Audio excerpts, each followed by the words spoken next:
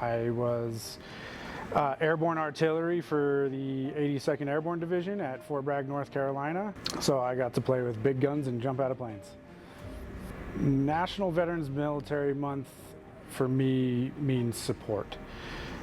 This is the month to really support our military members, our veterans, and the ones that have served and sacrificed for this country.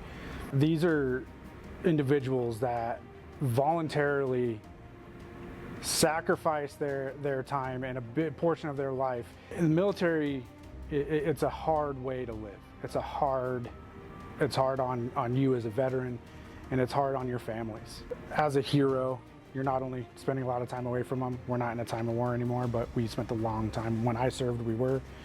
So a lot of that, you're also going overseas and, you know, serving the country, protecting the country, fighting the wars, which also is a huge sacrifice, and some have paid that ultimate sacrifice.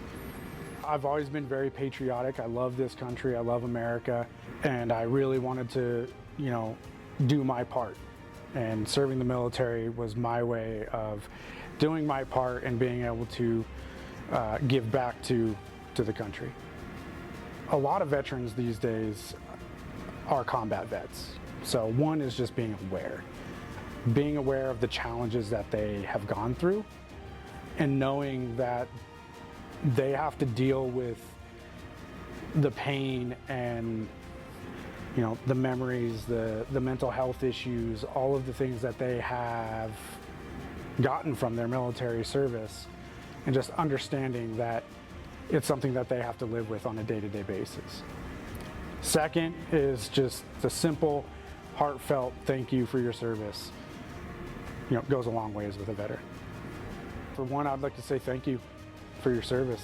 Not only for the veterans that have served, but, you know, for our veterans that are currently serving. Also, I'd like to say thank you to all the families and the ones that have paid that ultimate sacrifice, especially to those family members that, you know, don't have their loved one with them anymore.